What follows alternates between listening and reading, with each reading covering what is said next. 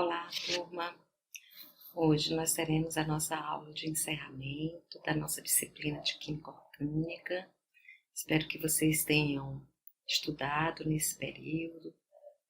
Foram 60 horas de bastante estudos e que vocês tenham realmente aprendido bastante, que possam aplicar esses conhecimentos no cotidiano de vocês e na vida acadêmica. Então, os tópicos dessa aula vão abordar a revisão do estudo do carbono e sua classificação, as funções orgânicas e suas propriedades, a isomeria e as reações orgânicas.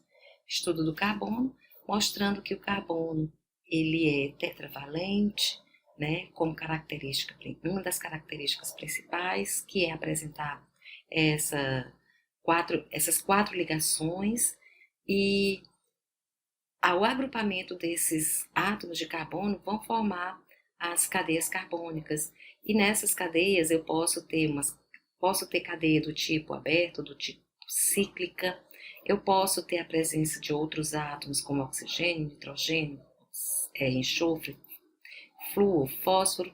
Ou eu posso apresentar apenas carbonos e hidrogênios nessa estrutura orgânica.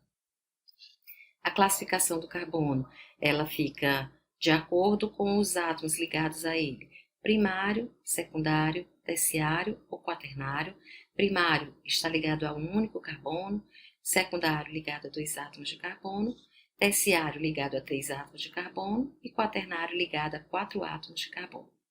A classificação das cadeias carbônicas, ela baseia-se na presença de ciclos, que pode ser uma cadeia aberta ou fechada, quanto à presença de heteroátomos, quanto à insaturação, quanto à presença de ramificações e quanto à aromaticidade. Aí eu tenho uma cadeia aberta ou fechada, também denominada de acíclica ou alifática, ou uma cadeia cíclica. Eu posso ter uma cadeia heterogênea ou uma cadeia homogênea. Heterogênea quando eu tenho heteroátomo entre os átomos de carbono, e cadeia homogênea quando eu tenho só átomos de carbono. Cadeia insaturada, quando eu tenho insaturação, que é ligação dupla ou tripla, entre os átomos de carbono, e a cadeia saturada, quando eu só tenho ligações simples entre esses átomos de carbono.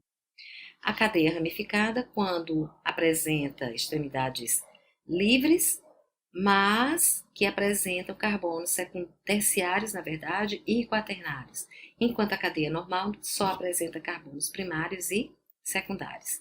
Eu digo que minha cadeia é aromática quando tem anel aromático, e eu digo que ela é alicíclica quando ela não apresenta extremidades, mas que também não vai apresentar anel aromático.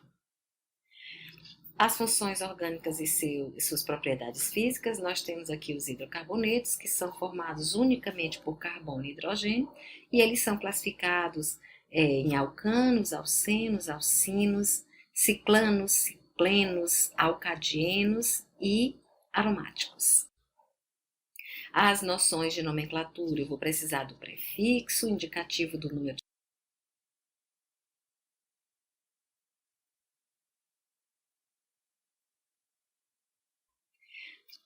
As funções oxigenadas, nós temos os álcools, que vai apresentar hidroxila ligado diretamente ao carbono saturado, aldeídos e cetonas, que vão apresentar carbonila na sua estrutura como grupo funcional, sendo que a carbonila vai ser um carbono primário e do aldeído, e a carbonila da cetona será um carbono secundário e deve estar ligado entre átomos de carbono.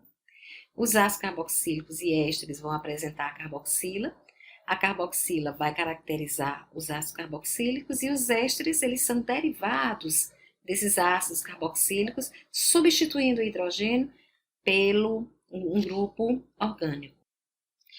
E aí nós temos aqui alguns derivados de ácidos carboxílicos, onde eu posso ter o aleto de acila, o anidrido, a amida, éster, nitrila, sal de ácido carboxílico.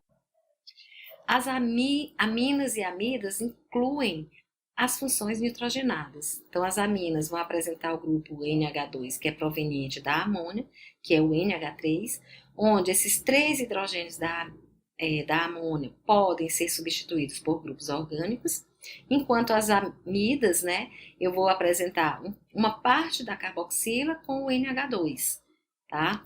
As propriedades físicas dos hidrocarbonetos, eles geralmente são apolares, né? Apresentam ligações fracas por força de Van der Waals, tem pontos de ebulição baixos, mas que, à medida que a cadeia carbônica vai aumentando, também vai aumentando o ponto de ebulição.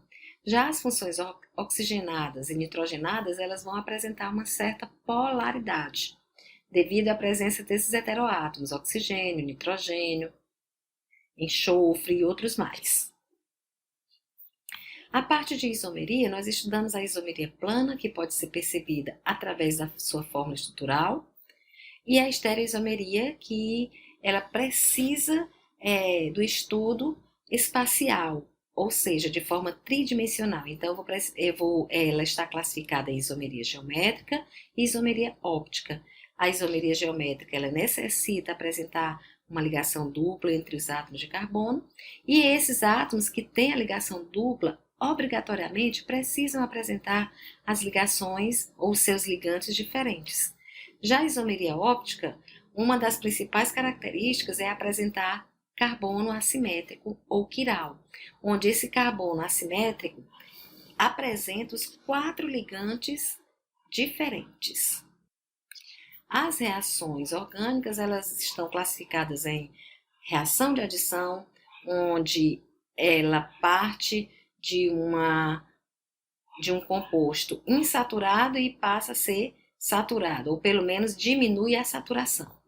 A eliminação ocorre com a saída de ligantes na molécula orgânica, a substituição, um átomo de carbono ele é removido e outro toma o seu lugar. Na verdade, é o hidrogênio que vai ser substituído neste átomo de carbono. A esterificação, a reação acontece em meio ácido e vai produzir água. A oxidação, os compostos orgânicos vão reagir com o oxigênio e vai acontecer um aumento do número de oxidação desse carbono envolvido. Essas foram as referências, né? Bons estudos, e eu deixo como uma frase para finalizar a nossa disciplina, dizer que a disciplina é a organização da liberdade. Essa é uma frase de Mário Sérgio Cortella, tá? Então aproveitem todo esse momento que nós tivemos, todos esses estudos, a equipe toda que faz parte dessa disciplina de Química Orgânica, refaçam todas as atividades, releiam, enviem o que é para enviar e boa prova, boa avaliação regular, uma avaliação que vocês deverão fazer, e foi excelente estar com vocês até aqui. Até a próxima!